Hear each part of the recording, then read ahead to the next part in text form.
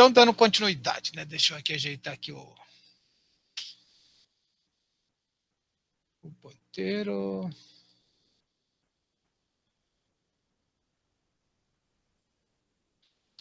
Então, na última aula, né, nós começamos o segundo módulo, né, da nossa disciplina, falando de desordens do sono.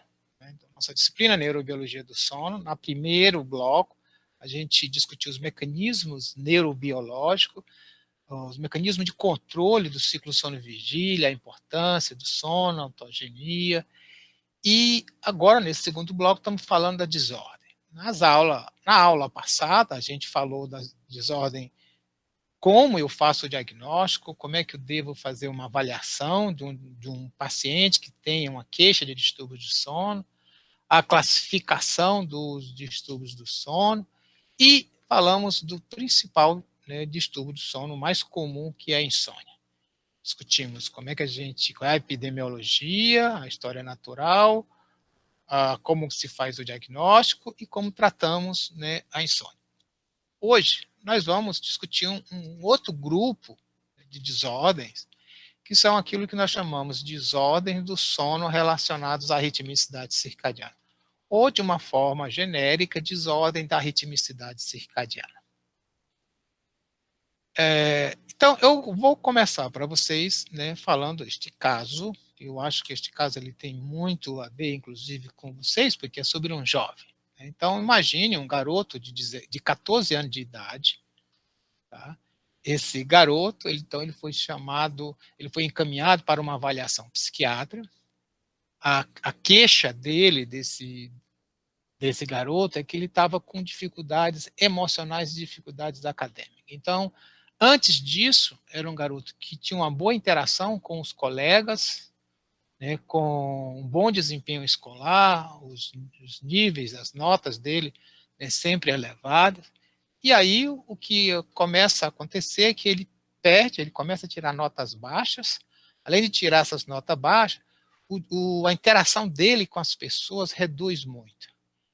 Então, ele passa a ser uma pessoa isolada, conversa muito pouco com os amigos, participa pouco em sala de aula, durante os intervalos ele fica isolado. Então, ele vai, né, para encaminhado para um psiquiatra, e o psiquiatra faz um diagnóstico, né, de depressão, ou seja, que ele estava em uma crise depressiva, mas uma desordem de personalidade esquizoide. Quando a gente fala de desordem de personalidade, a gente está falando que ele não tem uma doença específica, apenas que a personalidade dele, o comportamento dele se aproxima ao comportamento, né, esquizoide, o que é muito comum, né, no adolescente.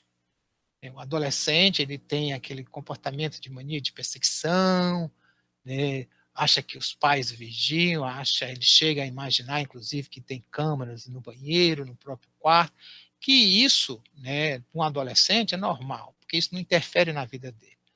Para o indivíduo adulto, isso é uma mania de perseguição típico, né, de um comportamento, né, de um esquizofrênico. Por isso que a gente diz apenas personalidade esquizoide, ele não está tendo um diagnóstico de esquizofrenia. E, né, a outra queixa dele é que ele tem realmente um déficit, né, de aprendizagem, né, e o psiquiatra também detecta uma sonolência muito excessiva.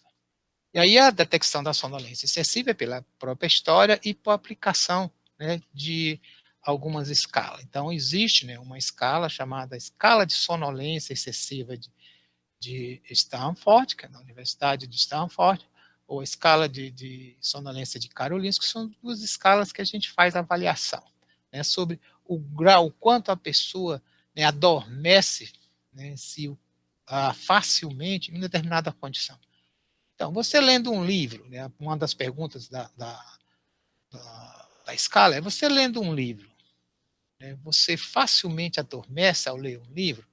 De 0 a 4. Né? 0 não adormeço de jeito nenhum, 4 adormeço muito facilmente. Assistindo uma televisão, né, você adormece facilmente? 0 não adormece de jeito nenhum, né, 4 adormece.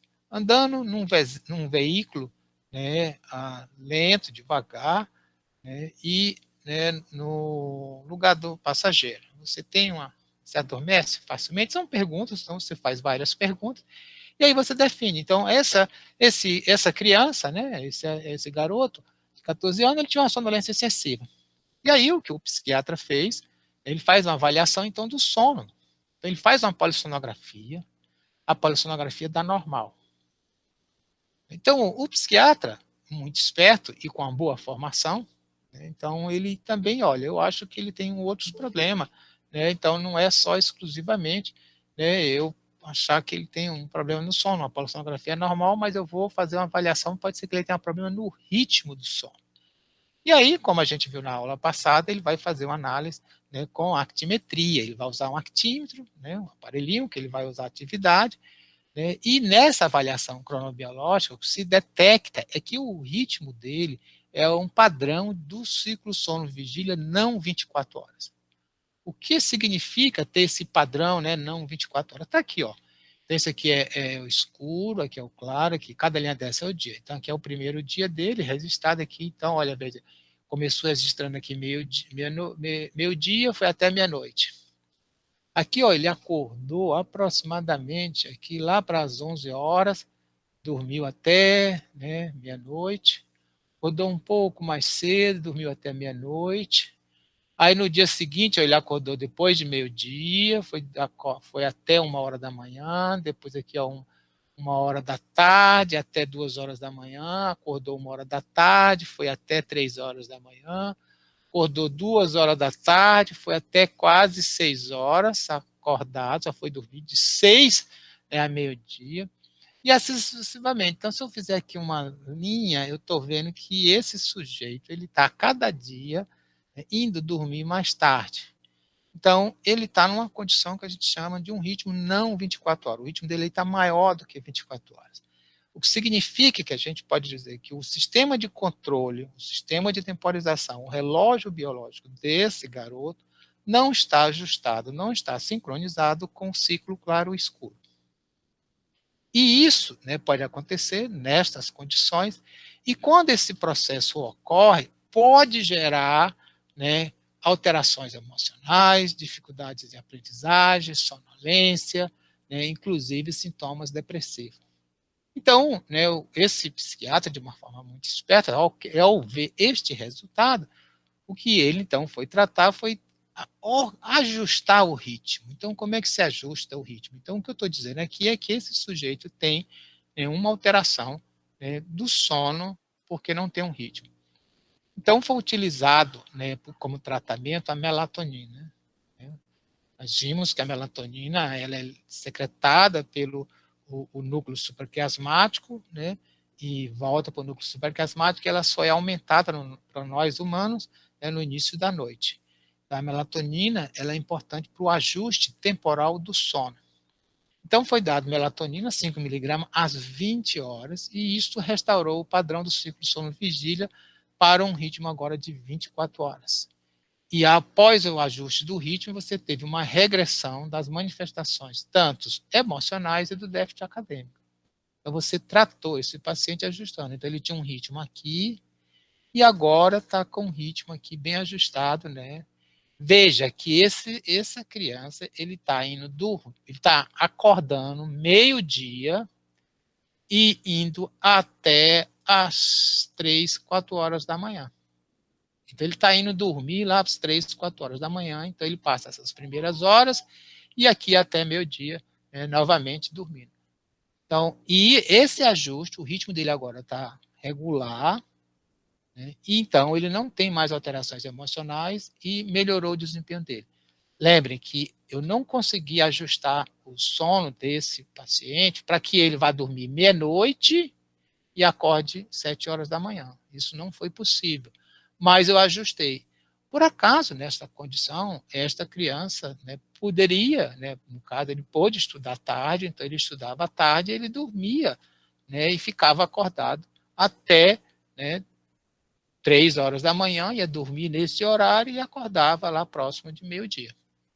Mas, ao ajustar, ao regularizar o sono dele, eu melhoro os sintomas emocionais, ele sai da crise depressiva e melhora o desempenho escolar.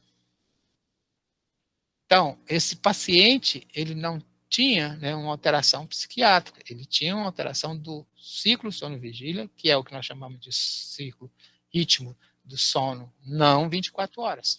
Né? E o tratamento, no caso, o tratamento foi com a melatonina para ajustar, né, o ritmo dele.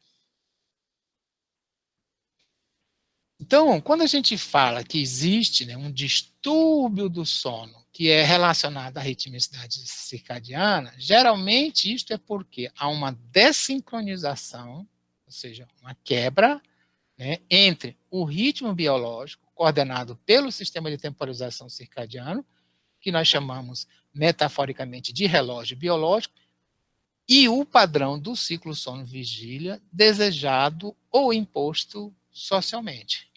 Então, veja, aqui era o ritmo dele, estava assim, não 24 horas, mas a imposição do que ele precisava do sono dele para poder participar da escola, viver em família e tal, eram 24 horas, então ele teve que ajustar o 24 horas. Então, existem várias condições que isso pode acontecer.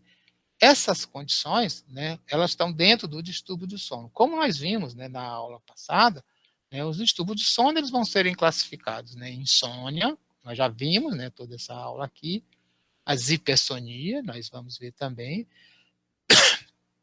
as parassonias, que são alterações comportamentais durante o sono, também os desordens do movimento, a síndrome das pernas inquieta, né, os movimentos rítmicos dos membros, as apneias, né, hipopneias, que são distúrbios respiratórios, e o que nós estamos vendo hoje, que é os distúrbios, né, da ritmicidade circadiana, distúrbios do sono relacionados à ritmicidade circadiana.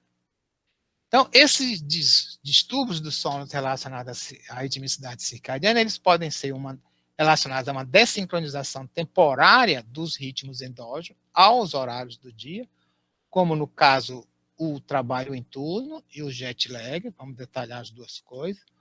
Ou pode ter uma fase anormal dos ritmos, eu posso ter uma síndrome do avanço, em que o início do sono está muito precoce, né? Tem indivíduos que têm, na condição do síndrome do avanço da fase do sono, ele tem sonolência às 6 horas da tarde. Enquanto que o indivíduo que tem síndrome de atraso, né, da fase, né, do sono, ele vai dormir só 4 horas da manhã, né, muito mais atrasado. E eu tenho também a outra que eu chamo, né, causadas por redução na amplitude da ritmicidade, no caso, né, o sono irregular. E a falha na sincronização, né, ao comprimento do dia imposto, né, que no caso é o sono não 24 horas ou sono em livre curso, que corresponde, por exemplo, ao quadro daquele garoto, né, que eu apresentei daquele caso no início da aula. Então, vejamos o seguinte, vamos ver cada condição dessa. Então, o trabalho em turno. Então, quando a gente fala em trabalho em turno, eu sempre sugiro, quem tem interesse, né, em estudar o trabalho em turno, esse livro, né, que se chama Trabalho em Turno e Noturno na Sociedade de 24 Horas. É um livro organizado pela professora Frida Maria Fischer, pela professora Cláudia Moreno e pela professora Lúcia Rodenberg, as 3 brasileiras. Elas organizam o livro é escrito por vários autores, inclusive autores internacionais. E o que a gente tem observado ao longo do tempo é que o trabalho, né, em turno, o trabalho noturno, né, ele tem crescido muito na nossa sociedade. É claro que quando a gente fala do trabalho em turno, isso implica que eu vou ter um efeito da iluminação à noite. Só que esse efeito da iluminação à noite, ele já vem há muito tempo. Já desde os nossos, né, antepassados, quando nós tivemos a capacidade, né, de controlar o fogo e fazermos fogueira, o fogo da fogueira já iluminava a nossa noite. Então, há muito, né, ou seja, o domínio do fogo faz muito tempo. Então, desde essa época, a gente tem iluminação. É claro que a luz, né, de uma fogueira, ela tem, né, um espectro, comprimento de ondas emitido por uma fogueira e por uma luz artificial, eles são diferentes, mas nós já tínhamos uma ampliação, né, da fase clara, porque nós estamos submetidos sempre à fase clara durante, né, o dia, né, por causa da iluminação solar, e à noite não temos, a não ser a pequena iluminação quando é de lua cheia. Mas com a fogueira isso aumentou, eu consegui controlar mais. Depois, posteriormente, foi desenvolvido o que nós chamamos de lâmpada a óleo, está aqui o representante de uma lâmpada a óleo. Posteriormente, né, a lâmpada a gás, lá no século XVII, tem esse aqui é uma lâmpada a gás, e a lâmpada elétrica, né, com a invenção, na transição do final do século XIX para o século XX, né, por Thomas Edison, e agora, no século XXI, a gente tem uma característica que é diferente em termos de iluminação noturna, que é a iluminação por computadores, celulares, tablets, etc. Por quê? Porque, na verdade, a emissão dessa luz aqui, que está, né, por esses equipamentos, é uma luz mais azulada, e essa luz azulada é uma luz que mais inibe a melatonina do que, por exemplo, a luz elétrica, do que, por exemplo, a luz, né, por lâmpada de gás, né, ou lâmpada a óleo, ou pela fogueira. Então, aqui eu tenho muito, né, comprimento de onda mais intensa, a luz aqui é no comprimento de onda mais o azul, e aqui é muito mais o vermelho, que são, né, incidência oposta. Então, aqui eu tenho mais efeito sobre o sono do que nesta condição.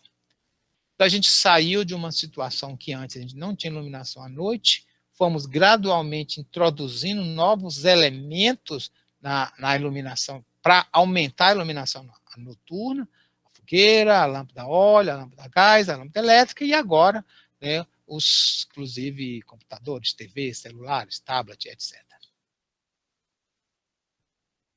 Então, para a gente falar do trabalho em turno, né, que é exatamente onde eu vou ter que trabalhar no horário noturno ou num trabalho, né, com vários, né, turnos, né, ele é definido pelo Maurício da seguinte forma: ele vai ser caracterizado pela continuidade da produção e uma quebra na continuidade do trabalho realizado pelo trabalhador.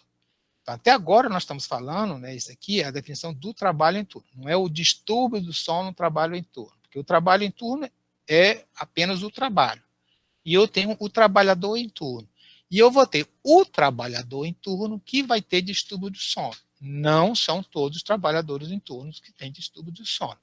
O que vai nos interessar aqui é entender um pouco o trabalho em turno, entender que alguns dos trabalhadores que trabalham em turno têm distúrbios do sono, e para estes trabalhadores é que a gente precisa dar um suporte ou fazer um tratamento. Ou melhorar, né, fazer um esquema de turno que tenha uma menor, né, implicação, né, no sono desses trabalhadores. Então, eu tenho vários tipos de esquema, né, que é o que a gente fala, né, do olhar do trabalhador. Eu posso ter turno fixo, então eu posso ter turno matutino, vespertino, noturno. Então, esse turno, eu posso ter sujeito que só trabalha pela manhã, tem um sujeito que só trabalham, por exemplo, à tarde, ou sujeitos que só trabalham noturno, à noite, noturno. Então, é isso que a gente chama turno fixo.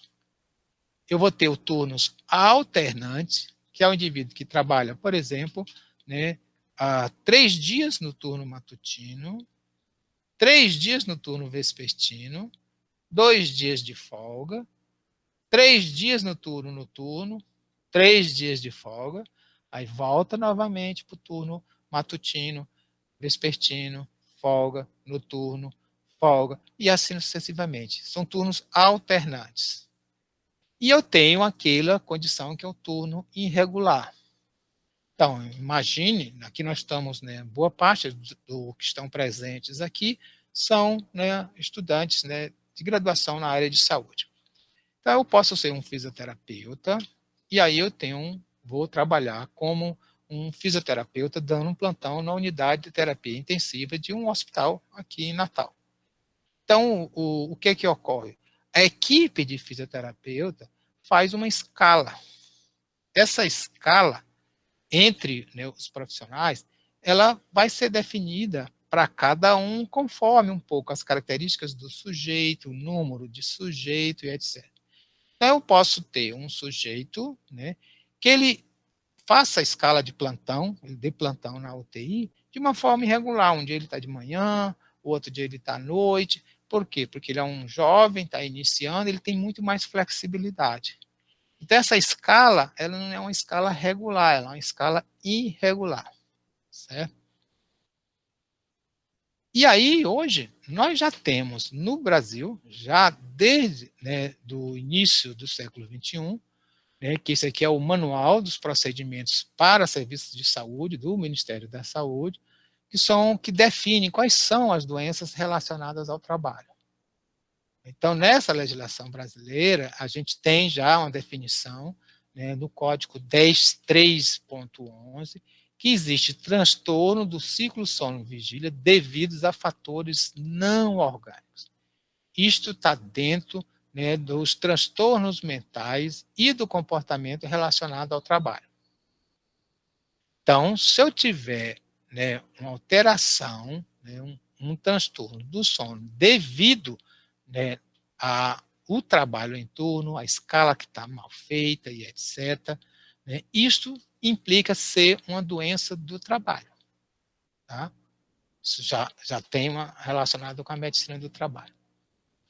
E o trabalho em turno, então, o que a gente vai nos preocupar é com essa parcela de trabalhadores que estão em turno e que vão apresentar algum distúrbio do sono. É isso que vai nos interessar aqui, né? E o que é que eles têm, como é que eu posso avaliá-lo, né? E como é que eu posso, né, ajudar esse distúrbio. Então, uma forma de avaliação, né, é usar aquilo que nós chamamos, né, de protocolo de atividades diárias. Então, isso aqui é um protocolo, né, utilizado lá na Faculdade de Saúde Pública da Universidade de São Paulo, né, lá pelo grupo da professora Cláudia Moreno, tá, que o paciente se identifica, ele data, né, e aqui ele vai dizer, né, qual é o dia da semana. Isso aqui são as horas, certo? 1, 2, 3, 4, 12, aqui até meia-noite. Então, ele vai dizer aqui, quando é que ele trabalha? Né? Então, imagine que o indivíduo começou a trabalhar 1 hora, então ele marca aqui, ó, ele trabalhou aqui, ó, aqui de 1 hora, né, até 8 horas. Ele fez um esquema de trabalho de 8 horas. E aqui a pausa para a refeição. Então ele pode chegar e marca, olha, eu tive a refeição aqui, ó, meia hora aqui, certo? Aqui que horas ele dormiu, né? Então aqui ele passou trabalhando, ele não dormiu. Aí ele veio dizer que dormiu aqui, ó, de meio-dia, certo? Que é o sono, dormiu até aqui, né? Acordou, depois dormiu mais um pouquinho aqui. Aqui, ó, o banho, né? Então aqui é o horário que ele tomou banho. Aqui, quando é que ele faz o deslocamento, né? Ele pode colocar aqui que ele fez o deslocamento aqui, né? Ele vai se deslocar aqui novamente. Né? Aqui, por exemplo, né, a outra coisa é a folga, né? Isso aqui é, claro, se ele pode ser no dia que ele não trabalhou, ele vai marcar aqui que ele estava de folga.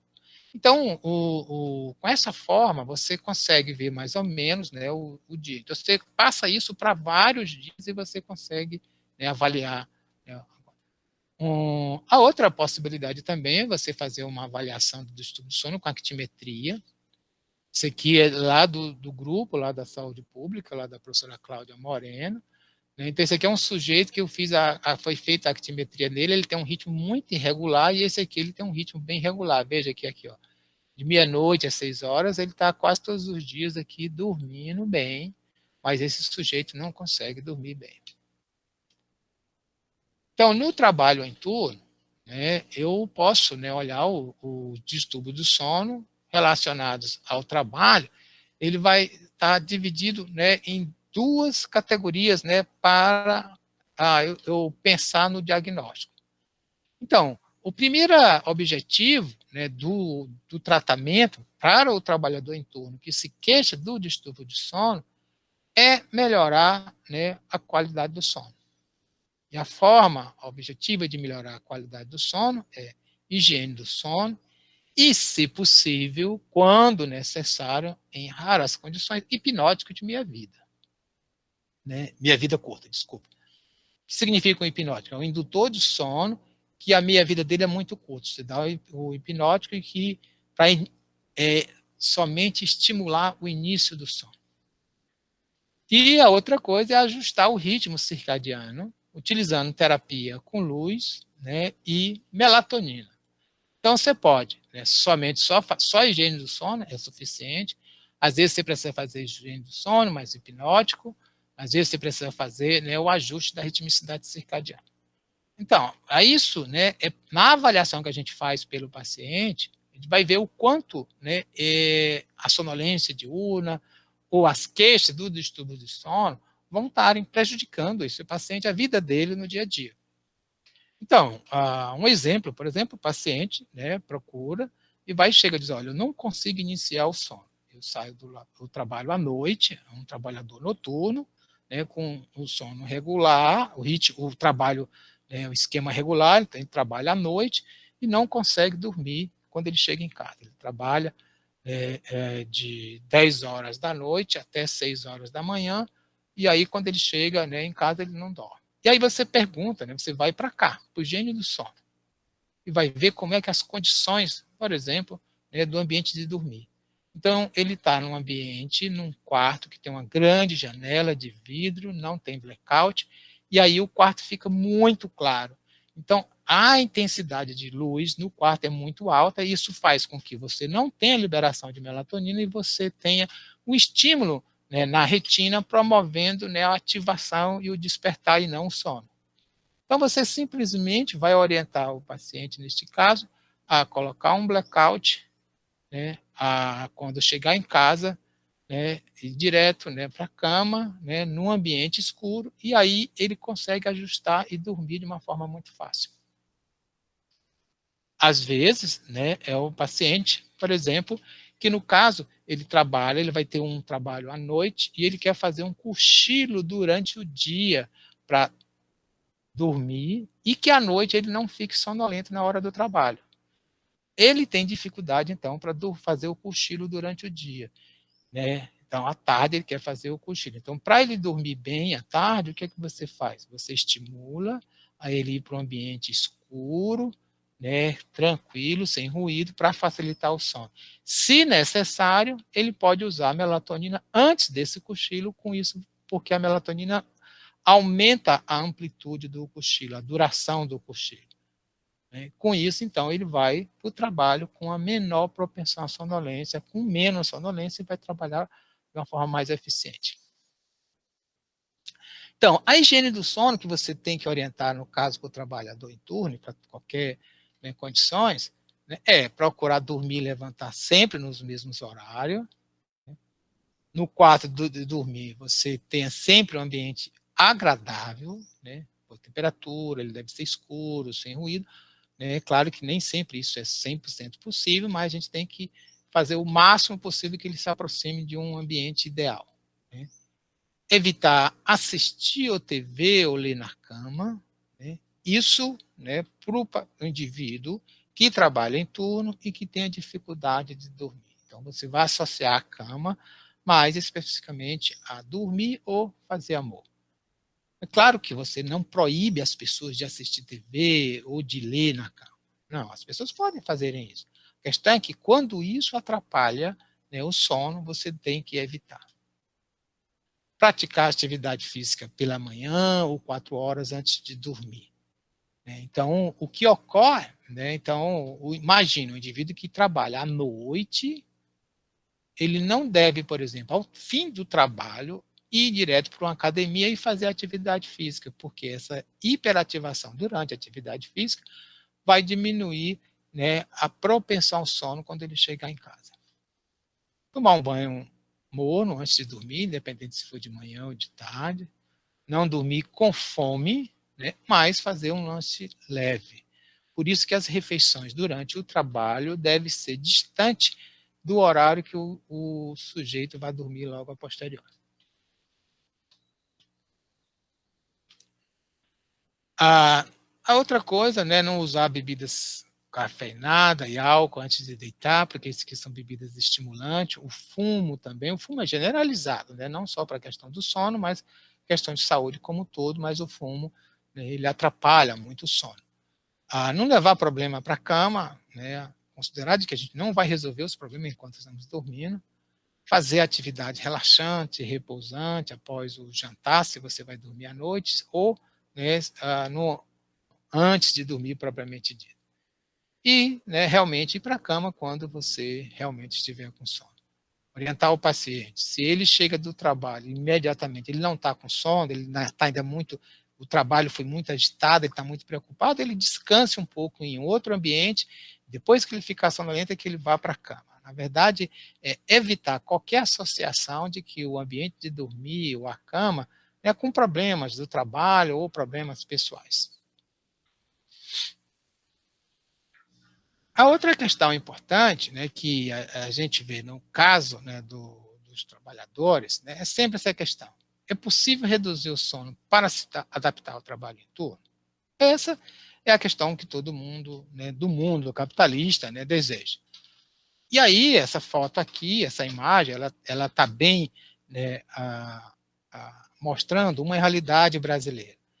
Porque nós temos um problema grave, né, de saúde pública no Brasil, que são acidentes nas estradas brasileiras, principalmente acidentes causados, né, por motoristas profissionais, motoristas de caminhões, né, que são, né, trabalhadores que são obrigados a entrarem numa jornada de trabalho, né, de uma forma, né, muito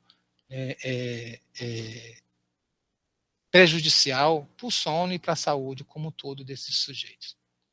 Então, esses trabalhadores, eles são colocados numa condição que eles têm, né, que são autônomos e têm que entregar uma determinada mercadoria, né, num tempo mais curto possível. Quanto mais curto o tempo, né, mais vai ter valor, né, o seu trabalho.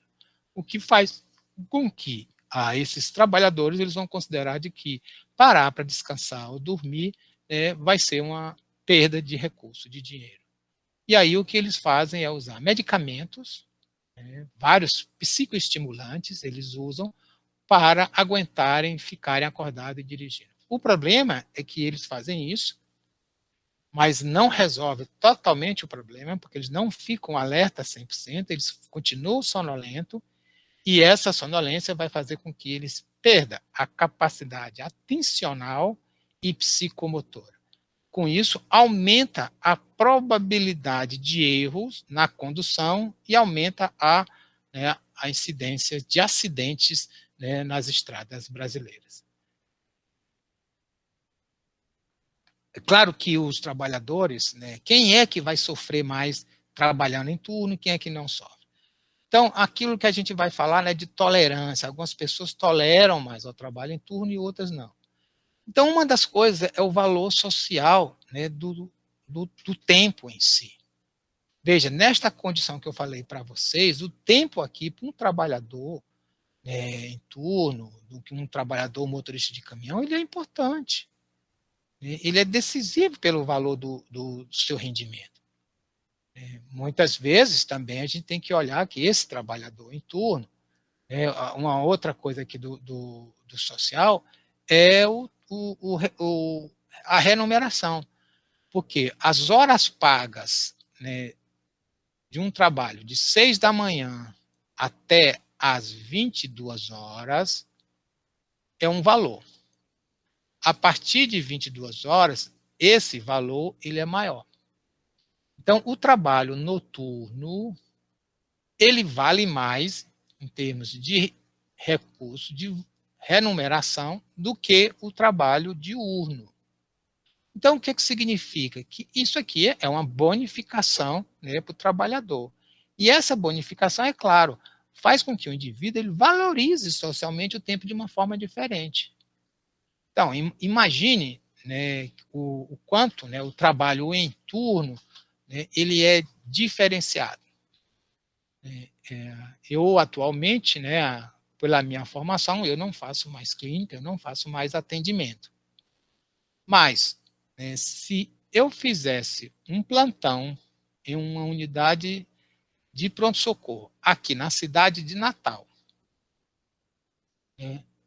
24 horas, que seria, por exemplo, um final de semana, um sábado, eu entrasse sábado, 7 horas da manhã, e saísse domingo, 7 horas da manhã, num pronto-socorro. Se eu fizesse isso toda semana, o salário que eu ganharia por fazer esse trabalho era maior, né, no final do mês do que o salário que eu ganho na universidade como professor titular. Ou seja, eu estou no topo da carreira na universidade. E se eu desse um único plantão por semana, né, um plantão de 24 horas, numa unidade de terapia intensiva, num pronto-socorro, eu ganharia mais. Então, veja, socialmente é claro que o plantão, né, eu vou ter uma valorização por causa do recurso. É claro que eu sei, né, e a gente aprende isso, né, que o desgaste emocional e etc, etc, ele é muito grande, por isso, né, você não consegue passar muito tempo trabalhando, né, naquela condição. Embora tenha as pessoas que conseguem ter tolerância. Aí tem o tipo de trabalho em turno, né, porque às vezes o trabalho é longo, o indivíduo que trabalha, né, numa plataforma da Petrobras, né, ou num campo de petróleo, né, longe. Então, o trabalhador vai, mesmo que ele for trabalhar durante o dia, mas ele vai lá e fica 15 dias em alto mar. Depois volta e fica 15 dias de folga. É um modelo de trabalho diferenciado. A vida familiar, é claro, se o indivíduo tem família, se ele é casado, se ele tem filhos, né, tudo isso, né, faz com que o indivíduo tolere mais ou menos. Ou seja, o pessoal mais jovem, né, sem não casados, solteiros e sem filhos, eles toleram mais. Né? E o cara que é mais organizado ou menos organizado, né, o cara que consegue fazer um planejamento, também ele tem a maior facilidade de tolerar, né, o trabalho em turno e o trabalho noturno. A outra coisa é a questão de gênero. As mulheres sofrem mais, né, tanto no trabalho em turno como no trabalho noturno. Isso é claro, né, porque as mulheres, além de ter o trabalho, né, em casa, na maioria dos casos, né, a mulher também tem, né, a terceira jornada, que é a jornada, né, do lar, que é o trabalho, né, em casa, o cuidar da casa, muitas vezes o cuidar dos filhos, né. Então, a mulher ela tolera menos ao trabalho em turno e noturno do que os homens por causa disso. E por que que a gente precisa se preocupar, né, com o trabalho em turno? Porque, na verdade, eu tenho consequências gravíssimas, né. Então, o trabalho em turno, ele aumenta, por exemplo, doenças cardíacas, ele aumenta a síndrome metabólica, ele diminui, né, os processos imunológicos, então ele aumenta os níveis de infecção. Ele aumenta, por exemplo, né, algumas patologias, né, tumorais, como o câncer de mama. A gente sabe que as enfermeiras que trabalham em turno têm, né, uma incidência 10 vezes maior do que as enfermeiras que não trabalham em turno, né, em relação ao câncer de mama. Essas duas coisas aqui estão interrelacionadas, síndrome metabólica, né, as doenças cardiovasculares. Os trabalhadores em turnos têm mais, né, incidência, né, de arritmias, de infarto, de hipertensão, de obesidade, e essas coisas estão todas interagindo. A grande questão é qual é o mecanismo envolvido nisso. A gente não tem uma clareza, sabemos algumas coisas, né, mas a gente não tem uma clareza ainda.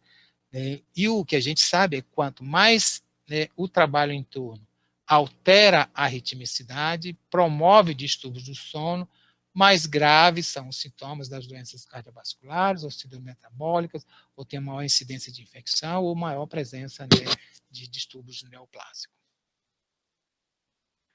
Isso levou, por exemplo, em 2019, né, a Organização Mundial de Saúde, né, ela lançou em 2010 e lançou agora recentemente, em 2019, né, uma monografia, né, em que um grupo de especialistas, né, se reuniu e avaliou, né, se existe uma relação entre, né, trabalho em turno, né, e câncer. Então, a avaliação final, né, é que em humanos, né, o câncer em humanos, há uma evidência limitada que em humanos o trabalho em turno ele é carcinogênico, né, quando envolve o trabalho noturno. Em modelos animais, há evidências suficientes, né, de que, né, a luz durante, né, a fase, né, do escuro, né, biológico dos animais, né, no caso, por exemplo, de roedores, é um fator carcinogênico. Então, como conclusão, né, o que a Organização Mundial de Saúde coloca é que o trabalho em turno que envolve perturbação da ritmicidade circadiana é provavelmente carcinogênico para humanos.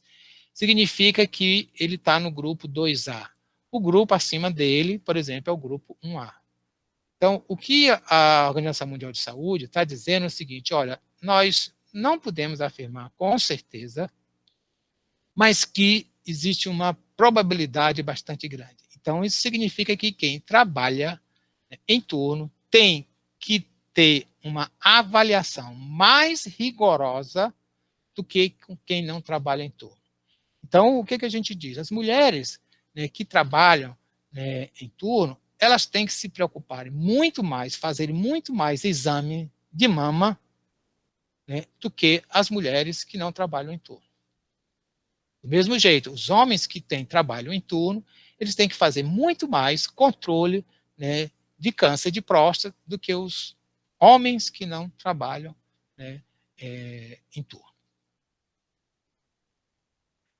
Então, a segunda, né, alteração de sono relacionada à ritmicidade circadiana é o jet lag, né? A Academia Americana de Medicina do Sono, que é o que a gente tem seguido, né, em termos de orientação, ela vai criar esses critérios para fazer o diagnóstico de jet lag. Então, basicamente, a primeira característica é você vai ter uma queixa de insônia ou sonolência excessiva diurna que ocorre após um voo transmeridiano. Esse voo transmeridiano significa que você viajou vários fusos horários. Então, essas duas queixas, ela tem que ter ou insônia ou sonolência excessiva. Além disso, essas alterações diurnas, né, a sonolência excessiva diurna ou insônia, ela tem ainda a presença, né, de alterações, né, das que nós chamamos de funções diurnas, um mal-estar geral, sintomas somáticos como náusea, vômito, outros sintomas gastrointestinais, ocorrendo principalmente no primeiro ao segundo dia após a viagem, né, após o voo transmeridiano. E é claro que essas alterações, né, principalmente a insônia ou a questão, né, da sonolência, ela não é explicada por um outro distúrbio ou uma doença neurológica ou mental que o paciente tem. Ou o paciente não está usando nenhuma medicação que possa estar provocando, né, insônia, né, ou a sonolência diurna. Se isso não está acontecendo, então a gente vai dar o diagnóstico de jet lag. E como é que eu posso, né, mostrar, né, a questão da jet lag? Aqui, por exemplo, eu tenho um exemplo, né, que é um aptograma, né, mostrando, né, isso aqui é de uma jovem, né, que foi uma colega, né, que na época ela morava em Brasília, né, ela tinha sido minha aluna de pós-graduação, ela fez mestrado aqui comigo, e ela fez uma viagem para a Tailândia, e aí, né, ela foi uma cobaia, né, ela registrou, né, o ritmo de atividade e repouso com a actimetria, né, ao longo, né, dos primeiros dias, antes e depois de viajar. Então, aqui o que eu tenho, aqui nessa linha aqui vermelha, que vocês estão vendo aqui, é meia-noite no Brasil. Tá?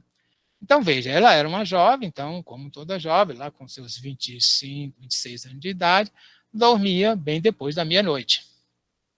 Esse dia aqui foi o dia que ela, né, vai fazer, né, a viagem. Né? Então, isso aqui é a viagem que ela tá realizando. Tá? Então, e aqui em amarelo é exatamente a meia-noite, né, lá na Tailândia. Porque essa viagem, né, ela vai sair daqui, foi quase, né, 12 horas de diferença, né, de São Paulo, né, até lá a Tailândia. Na verdade, o percurso está desse jeito, mas ela fez um voo inverso, porque ela saiu de São Paulo, saiu de Brasília para São Paulo, Santiago, viagem, né? Vocês verem que bem que, né, seria, né, ela saindo aqui meia-noite do horário brasileiro, então esses aqui são os dias de viagem dela, aí ela viaja para cá, né, e aqui é meia-noite, né, que eu tenho, né, lá na Tailândia. Então a gente vê aqui nesses primeiros dias ainda um pouco confuso, claro que é uma jovem, então ela chega, vai muito ativa. Mas se vocês perceberem, a partir aqui, ó, do segundo dia ela está muito bem, ela se ajusta facilmente, né, ao novo, né, horário. E é claro que aqui a gente está falando de uma pessoa jovem que foi para lá na época do verão, Então, ela passou muito tempo, né? Ela todos os dias ia para a praia, à noite ia para a balada, que ela foi para se divertir, e por ser jovem, ela se ajusta muito fácil. Uma pessoa com a idade mais elevada, né, ela já não consegue ter um ajuste tão fácil. Então, um dos fatores que agrava, né, a jet lag é a idade. Eu, anteriormente, né, eu conseguia fazer viagens sem nenhum problema. Hoje eu já tenho mais sintomatologia, né, hoje, inclusive, sempre quando eu faço uma viagem, né, transmeridiana, eu uso melatonina para ajustar, né, o meu ritmo previamente. Então, né, dentre dos fatores que vão agravar é o número de fuso. Né, quanto mais fuso, por exemplo, daqui para Fernando de Noronha, é o fuso de 1 hora. Então, não tem problema nenhum, né, daqui para lá. Você se ajusta muito fácil. A direção da viagem ela é pior quando a viagem é no sentido para o leste. Então, é pior daqui para a Europa do que da Europa para cá. A habilidade do passageiro em dormir durante o voo. Se o voo é noturno e você dorme, o que é que vai acontecer? Você vai chegar durante o dia. Imagina, eu estou viajando Natal, né, Paris. Então, se eu faço esse voo a noite inteira, né, e se eu durmo a noite inteira, eu vou chegar de manhã cedo, né, em Paris, eu vou estar, não vou estar sonolento, eu vou poder passar o dia andando, passeando, pegando o sol, e à noite eu vou ficar com sono e vou dormir. A viabilidade e a intensidade da pista temporal circadiana no local da chegada. O que significa isso? Então, imagina, né, no final do ano, em dezembro.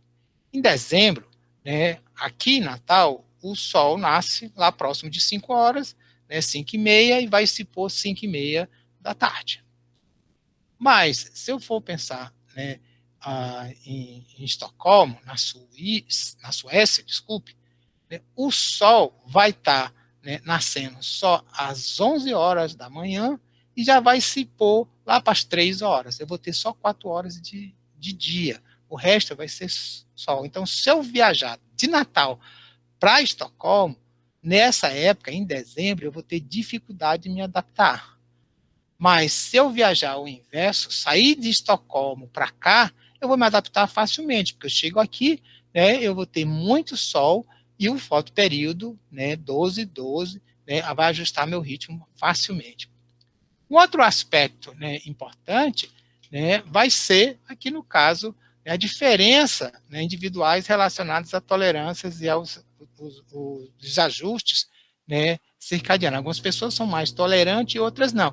A gente não sabe exatamente quais são as características individuais, o que é que realmente faz uma pessoa ser mais tolerante ou não ao desajuste circadiano. A gente sabe que algumas pessoas toleram mais o trabalho em turno, toleram mais a jet lag, etc. E o tratamento, né, do jet lag? Então, o tratamento ele é preventivo, ele é antes da viagem. Então, primeiro tratamento ele tem uma característica de adaptação. Então, se você vai no sentido, né, de voos saindo do oeste para o leste, né, então você vai tentar avançar o seu ritmo. Né, se você sai, né, do leste para o oeste, você vai atrasar. Né? Geralmente te faz um esquema de um atraso de 1 hora, né, por dia, né, do horário de dormir. A outra coisa é o uso de melatonina de 0,5 a 3 miligramas 1 hora antes de dormir, e luz intensa. Se no caso você quiser avançar, quando você vai fazer voos para o leste, essa luz intensa tem que ser pela manhã, e se atrasar, quando você faz voo pelo leste, a luz intensa tem que ser à noite. Então, imagine isso aqui é uma característica, isso aqui foi um esquema, né, terapêutico para, né, um paciente, né, um empresário aqui em Natal, né, que tinha negócios, né, lá com Copenhague, na Dinamarca, e ele se queixou, né, que no ano anterior, quando ele fez uma viagem para fechar negócio, né, de importação e exportação, ele se deu muito mal, ele passou muito mal, né, e não conseguiu, né, interagir, né, com os colegas, com os parceiros, não conseguiu fechar contrato, etc. Então, ele ia viajando para lá, ele ia passar no primeiro dia numa feira, e os outros 3 dias era só visita, né, a futuros parceiros comerciais. E aí, então, ele me procurou e eu fiz esse esquema. Né? Na verdade, ele ia para Oslo, desculpe. Aqui está indo para Copenhague, mas é porque ele ia de Copenhague, ele viajava para Oslo. Então, o que foi? Né? Então, ele precisava adiantar. Então, foi usado melatonina, 55 miligramas, um sujeito, um homem adulto, 53 anos. Então, 5 dias antes do início da viagem, ele tomou a melatonina às 18, às 20 horas, depois ele tomou às 19, às 18, às 17 e às 16 horas. Então, eu estava como se fosse fazendo um pulso de melatonina cada dia mais cedo. Veja que se você for ver aqui o sono dele, ó, ele já vai conseguindo ir dormir mais cedo, mais cedo. Tá? É que ele fez a viagem. Vocês estão vendo que aqui não tem um registro, né? Então aqui, né, ele entrou exatamente aqui nesse horário no avião, e para entrar no avião, né, para passar na polícia, ele teve que tirar o actímetro para não apitar, né, na coisa de segurança, e ele esqueceu de colocar, né, então só foi colocar depois que já tinha chegado. Então ele viajou, né, então veja, isso aqui era aqui 6 horas da manhã, aqui no nosso horário, então ele acordava aqui facilmente, ó, já no dia seguinte ele dormiu, aqui no horário que já era aproximadamente meia-noite por lá, acordou aqui no horário, veja que os horários que ele acordou é muito próximo, então esses dias todinho aqui ele tomou melatonina, tomando melatonina, né, antes de dormir aqui, né, depois ele parou, né, de tomar melatonina, fez os negócios, estava acordando aqui bem cedo, tranquilo, e aí depois, olha, veja que ele já se preparando para voltar, para viajar, ele já estava indo dormir mais tarde, porque aí já não tinha mais negócio, e aí fez o voo para cá, veio para o Brasil e já voltou novamente ao ritmo que estava aqui. E ele, né, claro, se sentiu bem, conseguiu fazer lá, né, participar da feira, né, fazer os negócios, né, não teve nenhum sintoma, né, somático e tal, então foi uma condição boa. Né. A outra, né, síndrome que nós chamamos importante, né, é aquilo que a gente vai chamar, né, das fases anormais. Então, quando eu olho uma fase típica do sono, é isso aqui, né? Eu tenho o dia, a noite e o dia. Então, a fase típica do sono, né? Eu durmo aqui um pouco antes de meia-noite e acordo aqui um pouco antes do dia. Então, essa é a fase típica. E aí a gente tem o que nós chamamos de fase avançada, é que o indivíduo ele vai iniciar o sono muito mais cedo e acorda mais cedo. Qual é o problema deles? É porque algumas atividades sociais vão acontecer aqui e para ele está proibido, porque ele está com sono. E a outra é que ele acorda aqui muito cedo e não tem ninguém. Então ele vai dizer que geralmente esse paciente ele chega no consultório com duas queixas, ou que dizendo que tem muita sonolência à noite, ou que tem insônia, porque acorda, né, e não consegue mais dormir. Mas aí se você vai ver o sono dele, ele foi dormir aqui, por exemplo, né, às 7 da noite, né, e acordou, né, veja, lá para as 3 horas da manhã, né? Então, se ele acordou às 3 horas da manhã, esse sujeito ele já dormiu quase que 9 horas. E aí, é claro, ele não vai ter sonolência, ele não vai conseguir voltar a dormir, mas ele vai se queixar, porque ele não tem o que fazer aqui nesse horário. Então, ele vai dizer que tem insônia, que acorda e não consegue voltar a dormir, mas dorme bem. Então, o que ele tem é uma síndrome de avanço de fase. Na outra situação, é o que nós chamamos de síndrome de atraso da fase do sono. Então, é um indivíduo que, em vez de dormir aqui nesse horário, ele vai dormir lá para as 2, 3 horas da manhã e acordaria ali meio-dia. Mas só que, geralmente, ele tem que acordar aqui nesse horário para ir trabalhar. E aí, olha, ele vai perder esse sono aqui. Com isso, ele vai passar o dia todo sonolento. E ele vai chegar para você dizendo: olha, eu tenho sonolência diurna, eu fico muito sonolento e não consigo dormir cedo, né? Tem um insônia. Na verdade, ele não tem insônia, ele tem um atraso de fase, porque, na verdade, quem vai definir o avanço ou atraso de fase do sono é uma alteração no relógio biológico, que você precisa ajustar esse relógio biológico quando possível. Então, esse aqui é um registro nosso, do nosso laboratório, de um paciente com a fase típica do sono. Ele vai dormir aqui próximo de meia-noite e acorda aqui próximo, né, de 7 horas da manhã. E bem ajustado. Agora, se você for olhar esse sujeito aqui, olha o horário que ele está indo dormir. Neste caso aqui, ele está indo dormir, olha, lá próximo de 3, 4 horas da manhã.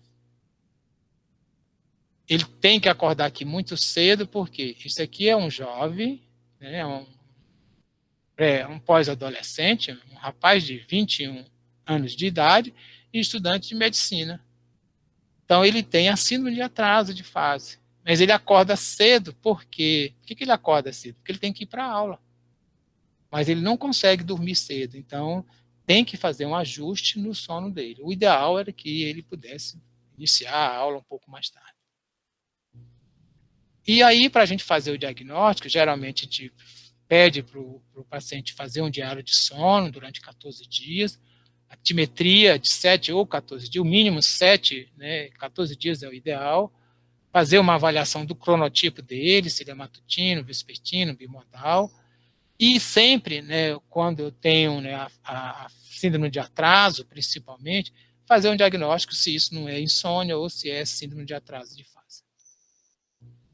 O tratamento, né, é o seguinte, então assim, eu tenho aqui o tipo, né, síndrome de atraso e síndrome de avanço. O que é? Geralmente o atraso vai a dormir e acordar muito tarde, o horário de ir para a cama de 2 às 6 da manhã e o acordar de 10, né, 1 hora da tarde. É muito comum em adolescente e o tratamento é melatonina, né, pelo menos, né, 5 horas antes desse horário aqui, habitual que ele está indo para a cama, se for 2 horas, 5 horas antes, se for aqui 6 horas, é 1 hora da manhã, e aí você vai gradualmente ajustando. E a cronoterapia é ele expor a luz, ter as atividades físicas, etc., todos para promover, né, o atraso, né, do início do horário de ir para cá. A síndrome do avanço ela é muito rara, especialmente em sujeitos jovens, e geralmente ela está com uma relação, né, muito genética, né, determinação genética, síndrome de avanço. O outro é que nós chamamos, então, do ciclo sono e vigília, né, em livre curso, semelhante àquele do paciente que nós mostramos. Aqui são 3 gráficos de condições de pessoas em síndrome de livre curso, né? Então, veja, né, quando é que ele ocorre. Ele vai ocorrer frequentemente em pacientes cegos, pacientes com depressão, no caso daqueles pacientes, ou paciente com neurodegeneração. Estima-se, né, que, em geral, os 50% dos cegos totais, né, eles apresentam algum distúrbio do sono e o distúrbio seja em livre curso. E 70% eles se queixam de qualquer outro distúrbio do sono. Aqui em Natal, a gente tem estudado, né, pacientes com deficiência visual longa, e isso aqui são dados aqui de pessoas aqui de Natal, de pacientes cegos aqui em Natal. Então, isso aqui é um sujeito que é cego, que tem um ritmo bem regular, né? Veja aqui o ritmo dele, aqui é a fase de escuro, aqui é a fase de claro, ele tem aqui a atividade dele aqui bem precisa aqui durante a fase de claro. Mas esse outro sujeito aqui, ele já tem um ritmo muito irregular, né? Não é tão regular como o que está em cima. E aí a gente também mediu nesses pacientes o grau de exposição à luz. Veja que esse paciente de cima é o mesmo dado, aqui é a atividade, e aqui é o nível de exposição à luz. A exposição à luz, ele se expõe à luz principalmente aqui durante, né, o claro. Aqui à noite, ó, ele não se expõe, um pouco aqui logo no início. Esse outro sujeito aqui não, olha, ele se expõe muito à luz em vários locais, né, em vários dias. Né. Aqui está a média, né, diária, isso aqui é a atividade. Então, ele tem um pouco de movimento aqui durante a noite, né, enquanto ele está dormindo, mas aqui é o movimento dele durante o dia. Veja que ele aqui é a luz, ele não se expõe à luz aqui. Aqui é o sujeito, né, que está irregular. Veja que ele tem atividade aqui durante a noite, né, e se expõe à luz também durante a noite, né, aqui é 3 horas da manhã. Então, esse aqui é um sujeito com ritmo regular e irregular. Não são todos os cegos que têm problemas, que acabam tendo problemas de ritmo do ciclo sono e vigília. Então, os pacientes cegos, eles desenvolvem outras habilidades, como a questão do ruído, eles percebem que durante a noite tem menos barulho, então eles percebem que aquilo é noite, e se eles têm atividade, né, como trabalho, interação social, etc., eles desenvolvem vários mecanismos para ajustar, né, o ciclo sono-vigília deles. Principalmente numa condição como Natal, né, em que você tem uma diferença muito grande do dia e da noite. Mas já em regiões de alta, né, latitude, né, como, por exemplo, nos países, né, do hemisfério norte, mais altos, né, mais de 40, né, graus de latitude norte, né, as diferenças, por exemplo, do dia e da noite, quando não é no extremo verão, não é tão grande. Então, ou você tem dias muito longos ou dias muito curtos, e isso acaba, né, atrapalhando e fazendo com que os sujeitos fiquem, né, em condição de livre curso. A outra condição, né, do distúrbio do sono relacionada à ritmicidade é aquilo que a gente vai chamar do ciclo sono-vigília irregular. Geralmente, são os pacientes que têm muita insônia e muita sonolência. Isso vai acontecer, isso aqui é um quadro, né? Então, veja, esse paciente a gente vai dizer assim, olha, quando é que ele dorme? Aqui ele foi dormir, acordou, por exemplo, meia-noite, foi dormir lá, né, às 14 horas, aqui já foi diferente. Então, isso aqui é uma loucura, né? Ele está totalmente irregular, ele não tem ritmo nenhum. Isso geralmente ocorre em crianças com retardo mental, pacientes com demências graves, e também, às vezes, é paciente com vespertinos muito extremos, jovem, com vespertinidade muito extrema, e que não consegue ajustar, e aí ele fica tentando ter o seu ritmo, uma hora tentando ajustar o seu sono por causa das aulas, e fica com esse sono totalmente irregular, sem nenhum padrão. Neste caso, o tratamento, as estratégias comportamentais, né, tentar ajustar a atividade de uma forma regular. Se o paciente, por exemplo, se é uma criança com retardo, né, do desenvolvimento, né, neuronal, então você vai colocar o cuidador para estimular a atividade, deixar ela ativa durante o dia, né, e à noite, expor a luz, ou aumentar a atividade, né, luminosa e a atividade física durante o dia desse sujeito, né, e, em alguns casos, quando necessário, quando isto aqui não é suficiente, a gente entra também com melatonina. Então, às vezes, isso é muito comum, por exemplo, em pacientes, em crianças com autismo. Então, não são todas, algumas crianças com autismo geram alguns comportamentos de evitar sair de casa, ficar muito isolado, então eles ficam muito presos dentro do ambiente, dentro do quarto, né, e com isso, né, eles se expõem menos à luz, eles fazem menos atividade física e fica com o padrão do ciclo sono-vigília irregular. Isso atrapalha o desenvolvimento físico dele, isso atrapalha o tratamento da doença. Então, você entra com melatonina para ajudar, né, ao tratamento, como algo, né, complementar. A melatonina, no caso, ela não é para o autismo, ela é para regularizar o ritmo que ajuda no tratamento do autismo. Então, eu queria novamente chamar a atenção de vocês e dar sugestão, né? Esse material aqui está disponível lá no SIGA para vocês, né? Tem algumas orientações, né, para vocês sobre, né, o ciclo sono e vigília, sobre os distúrbios do sono, e aqui é uma coleção, né, que é um dossiê que foi elaborado pela gente, né, aqui de Natal, com os colegas de São Paulo e de Curitiba, né, sobre essa relação dos horários escolares e o sono, né, dos adolescentes.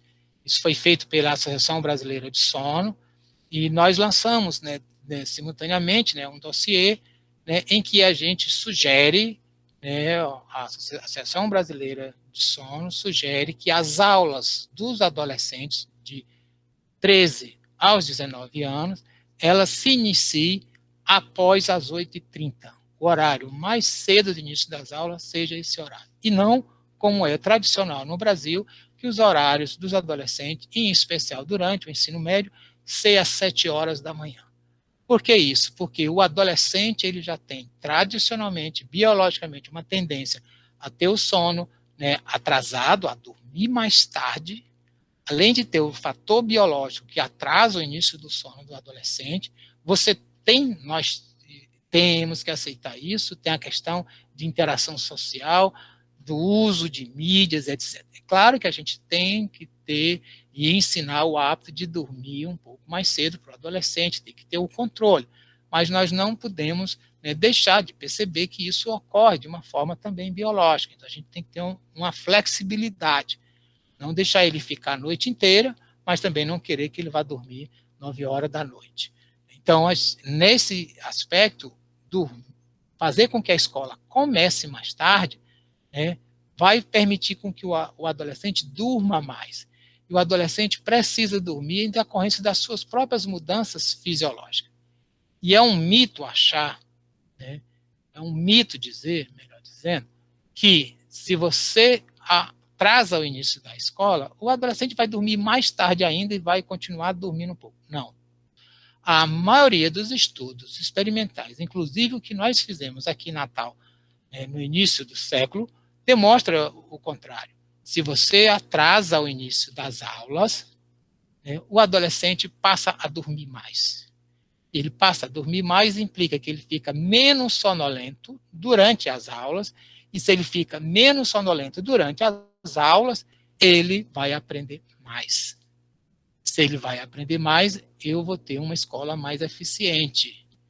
E se ele fica menos sonolento e se ele dorme mais, também ele vai melhorar o estado de humor dele e ele vai interagir melhor. E além disso, permitir com que o adolescente durma mais, nós estamos rompendo e acabando com essa guerra, que é uma verdadeira guerra matinal entre os pais, mãe ou pai, com os adolescentes, na briga para eles com que ele tem que acordar para ir para a escola. Então, os pais começam essa briga às 6 horas da manhã. Se eu atraso o início das aulas, esta guerra, esta briga, esse conflito vai desaparecer e a gente vai ter uma possibilidade de um desenvolvimento emocional melhor para esse adolescente. Então, era isso, e eu fico agora à disposição para questões, dúvidas de vocês, para a gente conversar mais um pouquinho sobre o que a gente discutiu até agora.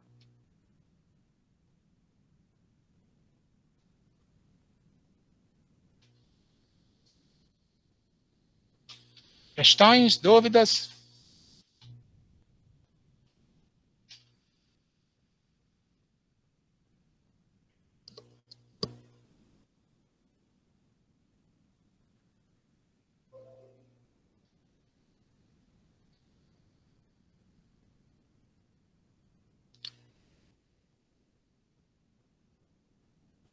Tudo tranquilo?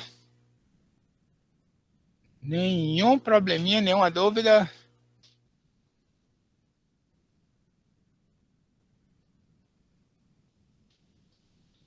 Ok. Então, gente, na próxima aula, nós vamos discutir a apneia. Na verdade, os distúrbios respiratórios. Não só a apneia, mas apneia e hipopneia. Tá? E depois da aula de apneia e hipopneia, nós vamos ter uma aula sobre parassonias. E aí a parassonia é uma aula interessante, porque nós vamos discutir as questões relacionadas como sonambulismo, terror noturno, pesadelos, tal, e etc. E para a apneia, eu acho que bastante interessante para o pessoal da fisioterapia, que boa parte do tratamento vai ser feito pelos fisioterapeutas. Então, bom sono para vocês, um bom fim de semana e até a próxima sexta-feira. Um abração em todos. Valeu, professor. Até a próxima. Tchau, tchau.